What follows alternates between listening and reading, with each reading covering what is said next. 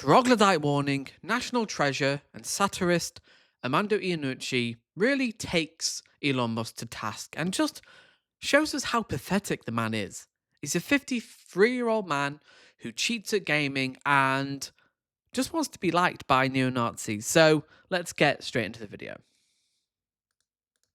And suddenly him joining the whole MAGA movement in a very, very swift about turn, sucking up to Trump and blatantly using his money to buy support, to buy influence, to buy access, has turned him into a kind of a cyber monster, but with a huge following.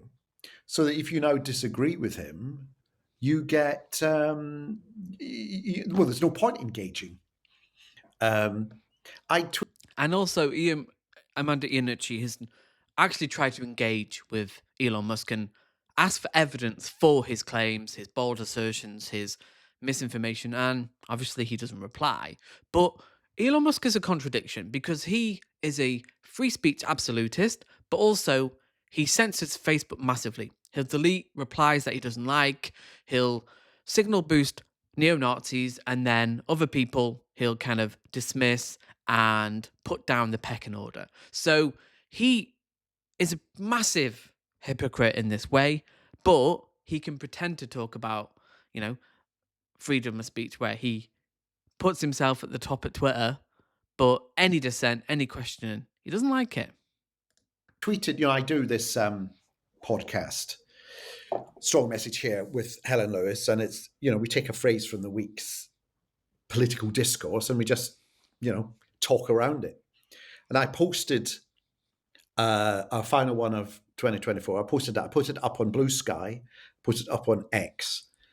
And the typical Blue Sky response was, "What a delightful show this is. Thank you very much."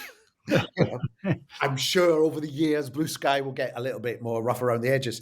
The typical response from X was, "You condone the gang rape of children by Muslim men, scumbag." That was the response to my just posting. I've had similar responses by talking about the fact that most of the perpetrators of grooming of young children are white men in the UK. They make that leap to like, oh, I justify Muslim rape crimes. What the hell are they talking about? Again, they're either projecting, which often they are, or they just have no argument. So they have to be like, oh, you're justifying that behavior because I call out the fact that we need to talk about this as a whole issue, not just focus on particular races certain people don't like. Average episode of Strong Message Here, and I thought something's happened, that something's gone terribly wrong here if that's the divide now. And social media always was terribly binary. It always was, you're either for us or you're against us. You're either in or you're out. You either agree wholeheartedly or we don't want to speak to you. So it always was very binary. But this, I think, has reached a frightening level. And I agree. I think, obviously, we have been polarized. We've been divided by social media over the last 10 years. Facebook, Twitter, and YouTube. But now something's changed over the last couple of years where it's so extreme and you have people who believe in alternative realities or bespoke realities where they can find information that just suits their own biases. This is dangerous because we live in a world of misinformation, post-truth politics where on the right, I just don't think there is an equivalency. Yes, there may be some misinformation on the left, but to equate it with the lies, the misinformation, the disinformation on the right, it simply isn't true. They live in the mirror world, as Naomi Klein calls it in her book, The Doppelganger. They just live in a different world. And how do you challenge that?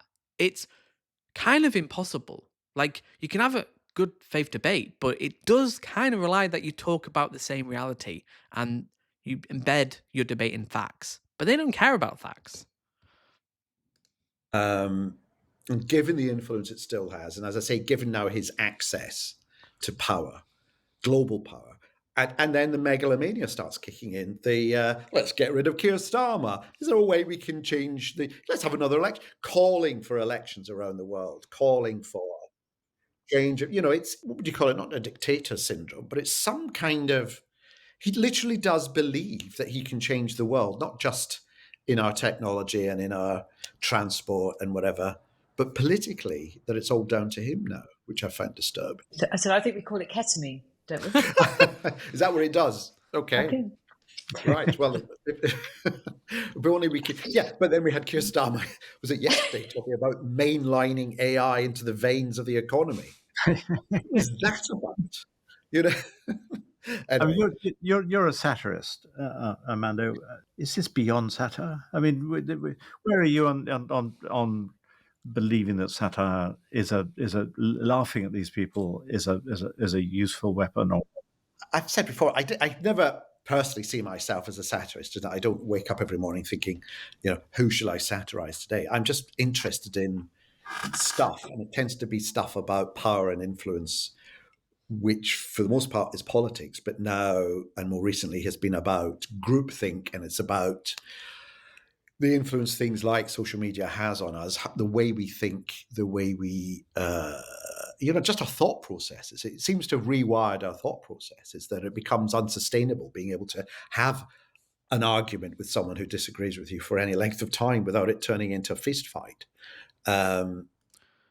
Back on the satire thing, I think the only way to deal with Trump and Musk is to mock them, because they've got such thin skins, they're so egotistical, and they don't like being mocked.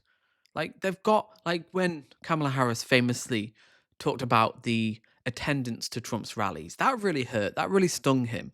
And for someone like Elon Musk, who I think in the UK is probably more hated than he is in America, you've just got to mock him because he is a ridiculous figure. He is a pathetic middle-aged man who doesn't see his kids, isn't liked by his kids. He pretends to be this like uber gamer who's, the best of the world at Quake. But he is just a lonely, pathetic ketamine addict who has no friends, and the friends he does have are probably bought.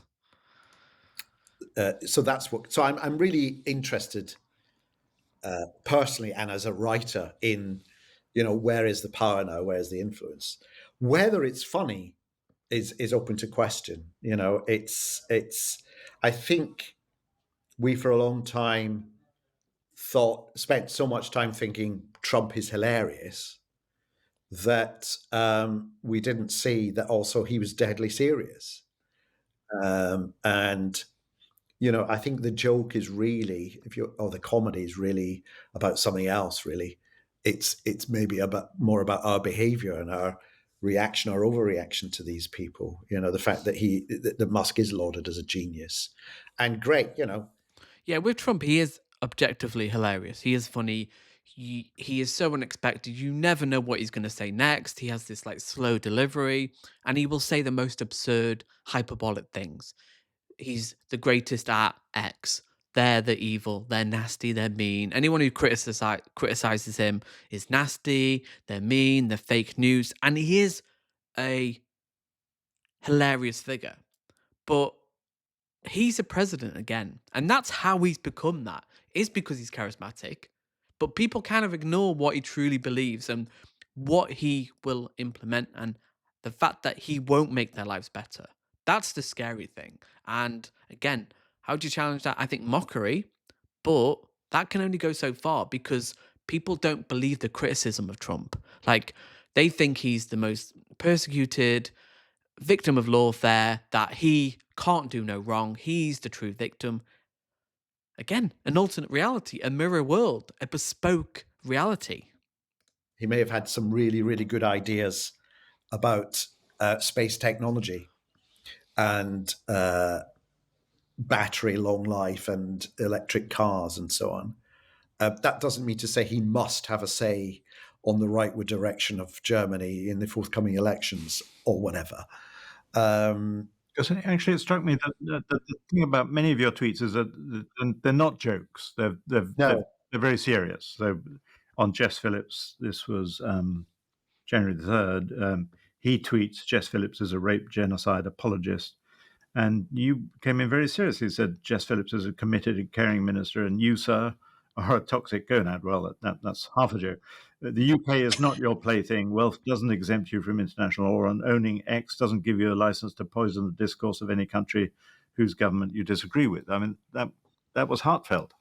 Well, yeah, and I sort of feel I don't feel I'm obliged to be funny if I don't want to, and I followed that up by saying, and also, because he was really attacking Britain and how Britain works. And I'm saying, I actually love this country. I feel privileged to be born in the UK. I find it actually is a tolerant and generous and open country, irrespective of the conversation that's been going on for the last 10 years in politics about Brexit and so on. I think fundamentally we are an open-minded country, to which someone then said, Britain isn't your country, go back. So I said, go back to where? And they replied, Scotland. I thought, okay. That makes a change. You're not British. I don't think you're kind of posting from inside the UK. That's funny, but it does highlight what I've been saying, that the reaction now, the conversation is based on immediate reaction to the headline put in front of you, rather than encouraging you to pause and look behind the headline just to see what it is this headline is summing up or putting you away. We've dropped that. And it's now instant as well. It's all about an instant reaction. It's all about, Keir Starmer, he's doing a terrible job. He's got to go now. We've got to have an election now. It's only been 6 months. It's a dopamine hit or a ketamine hit. Who knows? It's something immediate. And he'll then move on to someone else. He moved on to Nigel Farage, the next day. And that's the politics we live in now, where the story doesn't matter. It's just the outrage. It's just anyone, Keir Starmer, grooming gangs, just lies, misinformation, where they have the headline and it doesn't matter what the study says, the data, they'll cherry pick it, they'll take a little bit that suits their narrative, and that's it. Pure misinformation, pure lies, and if you want to challenge it, hit the like button, and I'll see you in the next video.